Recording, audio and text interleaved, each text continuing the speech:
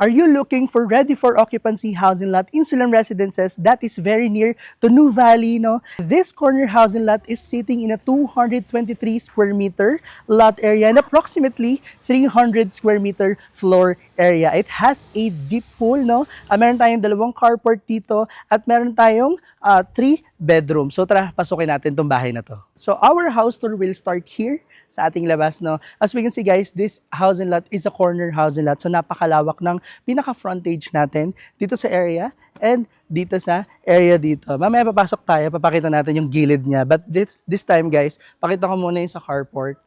So ito yung main entrance. This will be the carport which kasyang-kasya yung dalawang kotse natin. No? If we have business car or daily car, no, kasya dito. So dito sa Silang Residences, medyo malaki din naman po yung cut ng mga kalsada. So may time na pwede din mag-park dito sa gilid na to, no? Hindi ka na masyado makakaabala sa driveway mismo. Then dito sa side na to, ito yung ano natin, pinaka main entrance. So as we can see guys, sobrang daming greenery dito sa area, no? And dito po sa Silang Residences, about sa restrictions nila, hindi po pwede or allowed yung mga fences na mga matataas, no. So, mapapansin natin na ang ganda ng idea, no. Imagine, no, fresh pa na nakaka-breed kasi puro halaman siya eh. At the same time, guys, nako-cover or naitatago natin kung ano yung ba yung nasa loob. And ito, guys, alam ko naman na hindi dapat katago-tago, pero syempre, sometimes, no, may privacy, lalo na kung ginagamit natin yung pool, so hindi tayo nakikita sa labas ng mga tao. So, ang ganda ng idea, no. And ang laki nung pinakabahay na to. Mamaya itutur ko kayo sa loob. Pero if nakita nyo tong lamesa na to or ano na to, is hindi siya pang outdoor kasi yun, ano talaga, standard to. Galing to siya sa loob ng bahay. Ito kasi guys, itong bahay na to is for rent siya dati nung client natin. And ngayon, nag-decide siya, dito na siya nag-Christmas, no, pinaano niya na, nirenovate niya yung loob at the same time, nagpalit siya ng mga furniture. So, nakakahinayang naman itapon to, no, since ang ganda rin naman. Though, the design is not very outdoor, pero medyo bumagay pa rin naman siya, no. So, ito, dito naman sa side na to, dito yung upuan natin, no. Itong mga gamit na makikita natin dito sa loob, guys, yung iba dito is exported pa or imported pa na galing sa abroad or sa Turkey, no. So ito guys, fully fully tiles and newly tiles po ito, no. And ito yung pool natin. Deep po lang po ito. Nasa 4 to 5 po yung fit, yung lalim niya. Then meron tayong access going to the sa toilet niya, toilet and bath, two-way toilet and bath. Mamaya ipapakita ko. Then ito naman yung sa living area. So tara, pumasok na tayo sa main entrance. So, pagpasok natin, nasa lubong sa atin, napaka-aliwalas, no? Dito yung foyer natin. Tapos, nagkaroon tayo dito ng extra, sofa, no? Pero guys, ito kasi is galing to dun sa pinagrentahan nila, ma'am. So, mapapansin natin, nagkaroon tayo ng dalawang sofa. And even dun sa taas, mamaya, papakita ko. And yung mga makikita natin na gamit dito, some of it is included na po dun sa price. And the actual price of the property is 25 million po, no? So, as we can see, napakaliwalas dito sa area na to. Ito yung living natin.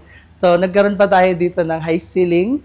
Then, dito sa Silang Residences, you have an option if you will enclose this, kung gusto mo maximize yung space. But, napaka-rare na, pag sa mga bahay po, napakaganda talaga na mataas yung ceiling. At the same time, pwede kang maglagay ng mga chandelier na malalaki na gustong-gusto mo, no? So, ito yung kanina, na bago tayo pumasok, ito yung entrance or dito yung daan papunta dun sa ating deep pool. Tapos, itong sa TV natin, guys, mapansin nyo, medyo maliit siya since nabasag nung dating nag-rent yung TV. For replacement pa naman po siya, no? But the original is 50 to 55 inches, I think, no? Then, dito tayo sa side na to, mapapansin natin, medyo bago pa din po yung mga gamit dito. Gaya po nito, pati itong marble na table natin. Also, ito pala, guys, is as per the owner, no, napakalambot po nung nito, feather style daw po, yung sofa na to, no. Napakalawak din po niya. I think ilang seater to kasya, parang mga 10, no? 10 seater ata yung kasya. So yung mga design na makikita natin is imported pa from abroad, no. Personal choice, personal pick by our seller po. But itong mapapansin niyo yung bahay, it is customized, no, lalo sa taas. And mapapansin nyo na own preference to ni seller. But, since yung iba dito is dinagdag, kagaya ng 2-bedroom sa taas, no? So, pwede mong, yung 2-bedroom, that is, kinonvert siya ng 3-bedroom. So, for example, gusto mo lang din naman ng 2-bedroom, so pwede pa rin naman. So, ibig sabihin, you can customize pa rin naman according to your preferences. Pero, eto guys, kung gusto mo naman ng ganito, as is where is, so, eto na talaga siya, ganito na siya. Yung ibang gamit kasama na, nandito tayo sa kitchen area. So, ito yung pinaka-ref nila. Ito yung pinaka-island nila. So, ito yung parang daily kitchen sa labas, but ito yung pinakamalinis na kitchen, no? Dirty kitchen pa rin dito sa labas.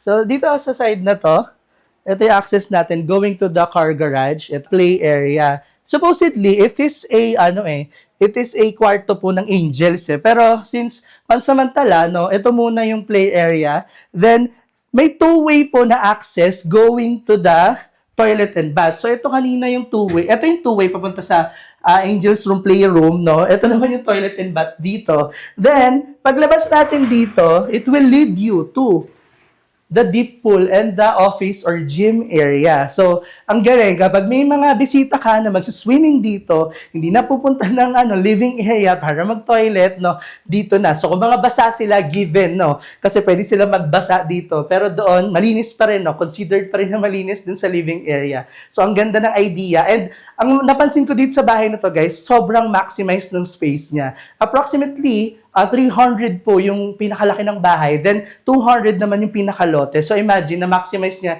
yung buong corner area na to. So try, pakita ko muna sa inyo yung Andito ako kanina, di ba, sa labas. So ito naman yung area kanina. Sinasabi ko, dito yung shower area. Yan. So imagine mo, nag-chill ka dito tuwing gabi, no? Imagine mo nag-chill ka with your friends, your family, no? Pwedeng tumambay dito. At sa totoo lang, napaka-rare na yung isang bahay magkaroon talaga ng own deep pool. Kasi guys, lagi yan ini-inquire ng mga clients namin eh. So ayun, tara, check naman natin yung second floor. So punta tayo sa ating second floor. Dito, papansin natin guys, yung idea na pa rin or design pa rin ng Solen, no? Malalaki yung mga bintana. Then si client naglagay na din dito ng halaman, no? So ang ganda talaga ng design. Modern pa rin naman siya. Modern Asian pa rin po yung design. So nagkaroon tayo dito ng chandelier. Then mapapansin niya may mga lang po dito na kasama since may DB po si seller po natin dito, no? So, ito yung sinasabi ko sa inyo guys na supposedly 2 bedrooms lang po ito. But then, naglagay po or nag-maximize yung client ng isa pang bedroom dito or bed area. So, dito sa side na to, ito yung high ceiling. So, overlooking po ito sa living area. If may bisita po kayo, no? If meron kayong kakausapin dito, so hindi na bababa pa, hindi na pa. At then, kita mo, no, from the master's bedroom, kita mo yung mga bisita mo. So, ang ganda. And yung area na to, guys, pwede pa rin tambayan. Alam mo yan, pag may mga bisita ka, no? So, ang ganda rin ng chandelier dito. So, guys, nagkaroon dito, yung area na rin ito, nagkaroon din ng access, no, going to the balcony. So, nagkaroon tayo ng balcony.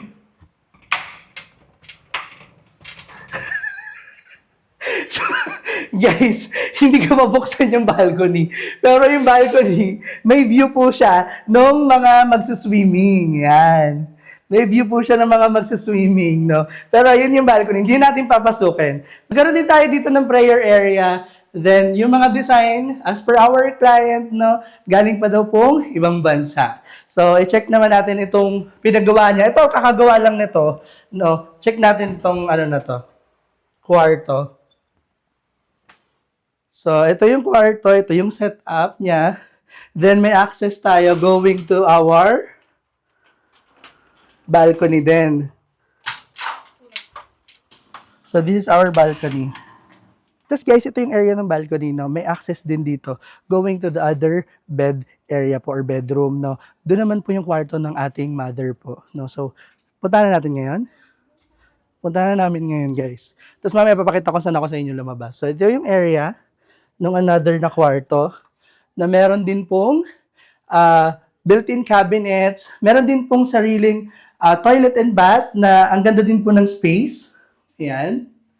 Tapos, tingnan nyo, dito ako lalabas sa kabila. Ayan. Paglabas ko, ito na yung pinaka-hallway natin. At ito yung pinaka-master's bedroom natin, which i-overlay ko na lang, no, since may mga personal na gamit yung client natin. That's it. I hope you enjoyed this very quick house tour, no? This housing lot is 25 million. We are selling it for 25 million. It has a 3 bedrooms, no? At meron tayong 2 carports. So if you're a type of person or if you're a type of investor na gusto mo ng ganito na malilipatan na agad, no? Just send us a message through our Viber, WhatsApp, and iMessage. That's +639 171248 304. And see you on our next video.